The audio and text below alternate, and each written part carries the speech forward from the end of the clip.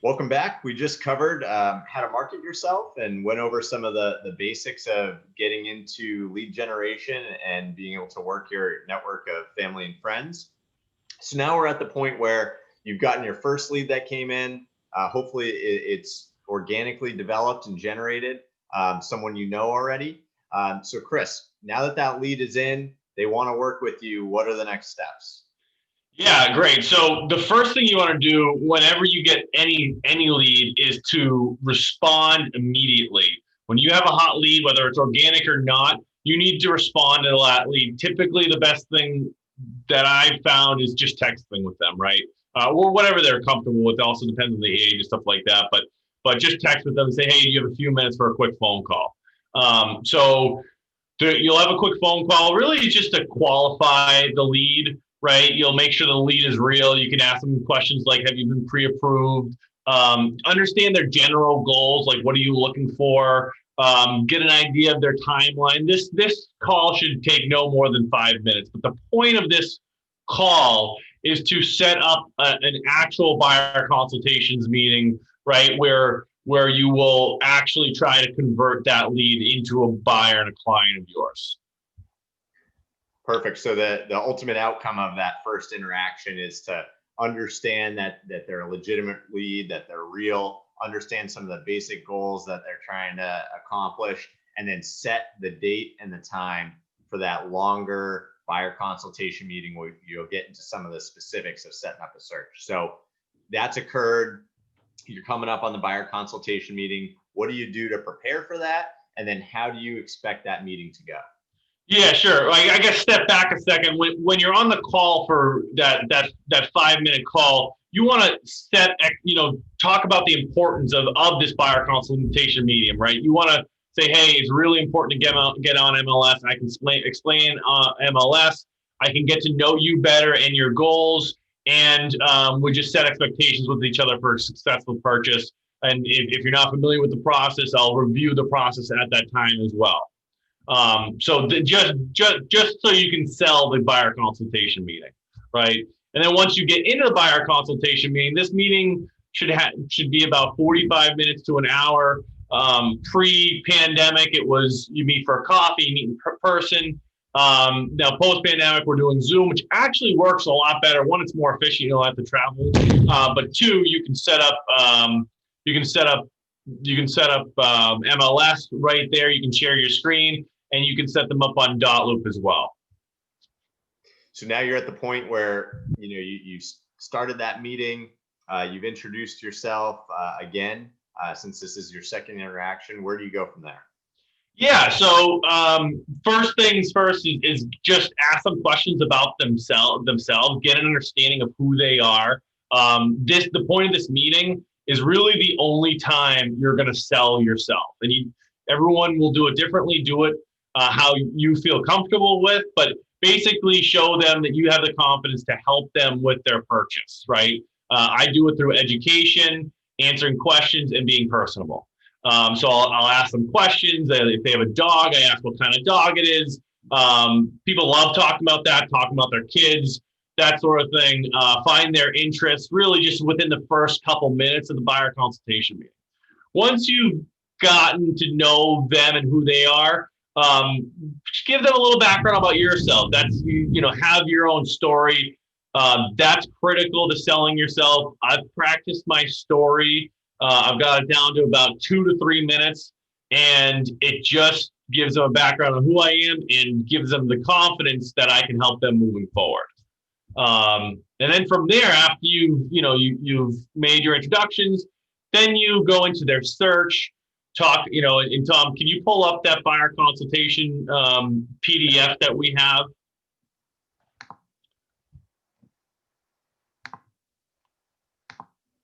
There we go.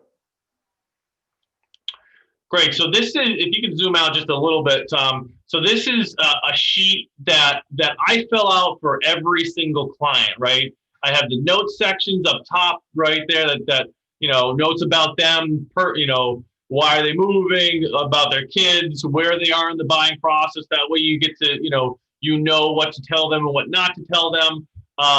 I usually am based in these consultation meetings, whether it's a first-time home buyer or someone who's bought before, it's pretty much the same process. They are not experts at buying, and even though they tell you they are, it's still important to review the process, right?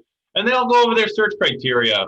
This is what I'll fill in for when you set them on MLS, but I like to write it down on paper anyways. One, it's it helps me in the conversation, and two, when you're writing something down that they're telling you, you're listening to them and they're appreciating that you're listening and you're writing down what they have to say. So talk about their bed minimums, bath minimums, square footage, price range. Do they need parking? Type, single family, condo, multifamily, what kind of house, the areas they're looking in, and then any additional information, their timeline. They need to decide to sell to buy. Are they tied to a lease? Can we find a sublet or something like that? So this is a really good sheet to help guide you in the questions that set them up on MLS. Absolutely. And just to add to that, this is a really important piece from a fair housing perspective, which is really important to us as a brokerage.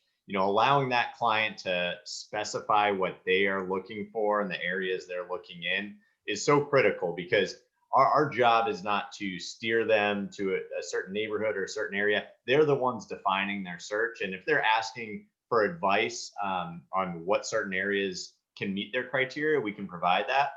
But we certainly aren't here to steer them to one neighborhood or another. It's really up to them to define their parameters of the search. For sure. I've actually gained clients because some agents only want to show clients a specific town and a specific price range, which is outrageous. You're exactly right. They define the search and you just help them along the way, right? Absolutely. And so, you're working through this buyer consultation meeting, you're setting those expectations, you're reviewing the process. Ultimately, you're looking to get them set up on an MLS search. Is there anything else that you want to consider or discuss during this meeting? Yeah, sure. So once you have them set up on MLS, one, you have to explain the importance of MLS and why it's important for them to be on there, right? MLS has all the most accurate and up-to-date information. That's where all the data is input, okay? So Zillow, Trulia, Redfin, those sites are great third-party sites, but they don't always have the most accurate and up-to-date information. And when in this market, and we're in the Boston market, things go very quickly. So if a property's posted on MLS and then for some reason it doesn't reach Zillow for a day or two, which happens to some of my listings, your client could miss out. That's why it's critical to give them access to MLS, and it's important for them to know why they need MLS access. And it's so good with setting expectations too, right? Because there's nothing more frustrating than having clients come to you and say, look at all these great properties I found on Zillow. I want to go see them. This is perfect for me. And then you just go into the MLS system and you see it's already under contract, and they don't have that up-to-date information because they're using that third-party site, and there's a lag between the data feed of MLS and Zillow. And then it's difficult because then you have to overcome that barrier of a little bit of a letdown where they feel like, it's not your fault, but for some reason they feel like they're missing out on the properties, and it's because they're not using the system where, like you mentioned, all of that data is input. Absolutely. And the next thing after we're set up on MLS, I'll go in and review the buying process with them, right? I'll explain them to how to make an offer, how to make a competitive offer, what an offer entails, the timeline of when you get an accepted offer to closing, and pair it up to their timeline. Obviously answering any of their questions in between, right? We'll go over the inspection contingency, why to have one, why to waive one, mortgage contingencies, all the important stuff that's in an offer. It's good to just give them a preview. So when they find the right house that works for them after a day, a month, a couple months of looking, they'll be already comfortable when you present that offer to them and they can review it. They're like, oh yeah, I remember doing this. And it also helps them understand the process, and get them in the mindset of thinking about making an offer. So it's critical to go over the offer process in that first meeting. And so once that you're wrapping up the first meeting and you've defined those expectations, you've got them set up on the MLS search, what happens next? Is it just setting them up on the MLS search and then never talking to them again until they let you know there's a property? Or Yep. is the expectation that you're going to be reaching out to them, or they're going to be reaching out to you, and you're going to have a continued dialogue during that search process? Yeah, it totally depends on the client. Every client's a little bit different. So just set expectations in the beginning, right? Real estate has changed from what it was 30 years ago. 30 years ago, people came to agents because we had all the information, right? We had the property listings, and they really needed us, right? They don't need us anymore to search for property. So a lot of clients I work with, I'll set them up on their search and let them tell me what the properties they want to see, because they know what they're looking for better than I do.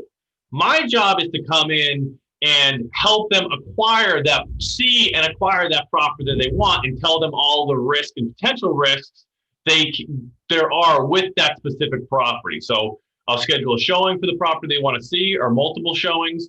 If they want to make an offer on a property, I'll talk about all the pros and cons to that property. Then we'll go into property pricing and all that stuff, and help.